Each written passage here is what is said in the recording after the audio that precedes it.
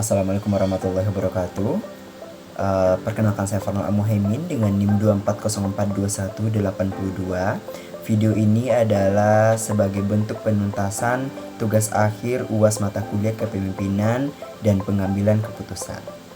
Baik, pada kesempatan kali ini saya akan mempresentasikan hasil policy brief yang berjudul Reformasi Pelayanan Administrasi Kependudukan, rekomendasi kebijakan untuk meningkatkan kecepatan dan kualitas layanan Disdukcapil Kota Padang. Dan alasan kelompok saya mengambil topik ini karena pelayanan administrasi kependudukan merupakan pelayanan yang hampir setiap masyarakat itu membutuhkan hal tersebut, mulai dari kepengurusan KTP, kartu keluarga, akta kelahiran, akta kematian, hingga dokumen kependudukan lainnya. Dan oleh karena itu, kualitas pelayanan yang diberikan di Disdukcapil sangat berpengaruh terhadap kepuasan masyarakat. Dan berdasarkan hasilnya kajian yang kelompok saya lakukan, ditemukan bahwa salah satu masalah utama yang terjadi di Disdukcapil Kota Padang bukan hanya terkait proses administrasi, tetapi juga kurang optimalnya penyampaian informasi kepada masyarakat. Banyak masyarakat yang belum mengetahui prosedur pelayanan dan persyaratan yang harus dibawa maupun status dokumen yang sedang mereka urus.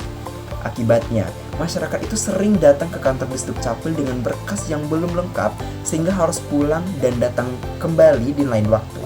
Kondisi ini tentu membuat antrian menjadi lebih panjang dan menghabiskan waktu masyarakat dan menimbulkan ketidakpuasan terhadap pelayanan yang diberikan. Dan selain itu, informasi yang tersedia melalui website maupun media sosial belum sepenuhnya dimanfaatkan secara maksimal. Ada informasi yang belum diperbarui secara berkala sehingga masyarakat kesulitan memperoleh informasi yang benar dan sesuai dengan prosedur terbaru. Bahkan, dalam beberapa kondisi, informasi diberikan oleh petugas bisa berbeda antara petugas satu dengan petugas lainnya karena belum adanya standar komunikasi yang jelas. Dalam policy brief ini, kami juga mengidentifikasi pihak-pihak yang terlibat dalam permasalahan tersebut.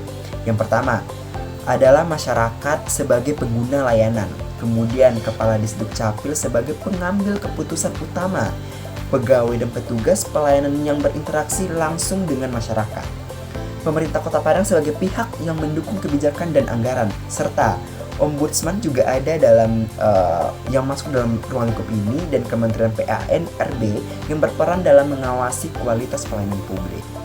Jika kondisi ini terus-menerus dibiarkan, dampaknya itu tidak hanya dirasakan oleh masyarakat, tetapi juga oleh pemerintah daerah. Masyarakat akan kehilangan kepercayaan terhadap pelayanan publik dan jumlah keluhan pun akan meningkat, dan penilaian terhadap kualitas pelayanan pemerintah juga dapat menurun. Dari sisi pengambilan keputusan, kami melihat bahwa pimpinan sebenarnya sudah mengetahui adanya masalah tersebut. Namun, belum tersedia data yang cukup lengkap untuk menggambarkan seberapa besar pengaruh komunikasi layanan terhadap kepuasan masyarakat. Selain itu, terdapat beberapa kendala seperti keterbatasan sumber daya manusia, keterbatasan anggaran, dan belum adanya standar operasional, prosedur atau SOP khusus yang mengatur komunikasi pelayanan. Nah, dalam analisis kepemimpinan, kami menemukan bahwa gaya kepemimpinan yang terlihat masih cenderung bersifat transaksional. Fokus utamanya itu adalah menjalankan aturan dan mencapai target yang telah ditetapkan. Meskipun hal ini penting, namun pendekatan tersebut belum cukup untuk mendorong inovasi pelayanan. Oleh karena itu, diperlukan kepemimpinan yang lebih transformasional, yaitu pemimpin yang mampu mendorong perubahan dan menciptakan budaya pelayanan yang lebih terbuka serta berorientasi pada kebutuhan masyarakat. Nah, selanjutnya kami menggunakan metode 5Y untuk menemukan akar masalah yang sebenarnya. Dari hasil analisis tersebut, diketahui bahwa akar permasalahannya bukan sekedar kurangnya informasi atau kurangnya itu dari petugas, tetapi belum adanya kebijakan internal yang secara khusus mengatur standar komunikasi pelayanan. Dengan kata lain nih, belum ada aturan yang mewajibkan adanya sistem komunikasi yang terstruktur dan berkelanjutan. Dan berdasarkan analisis tersebut, kami merumuskan 3 alternatif solusi. Pertama, memperkuat kanal komunikasi digital seperti website, media sosial, dan WhatsApp layanan. Lalu yang kedua, membentuk tim komunikasi layanan yang dilengkapi dengan SOP komunikasi yang jelas. Lalu yang ketiga, melakukan sosialisasi langsung kepada masyarakat melalui berbagai komunitas dan wilayah kelurahan. Nah, dari ketiga alternatif tersebut, kami merekomendasikan alternatif kedua, yaitu pembentukan tim komunikasi layanan yang dilengkapi SOP baku. Karena menurut kami solusi ini paling tepat, karena dapat menyelesaikan akar masalah secara langsung. Dengan adanya tim khusus ini, penyampaian informasi kepada masyarakat akan menjadi lebih terstruktur, konsisten, dan mudah dipertanggungjawabkan. Dan tim tersebut nantinya juga dapat mengelola website, media sosial, WhatsApp layanan pengaduan, dan lain-lain sebagainya, serta berbagai kegiatan sosialisasi kepada masyarakat. Dengan demikian, seluruh upaya peningkatan pelayanan dan dapat berjalan secara terkoordinasi dan berkelanjutan.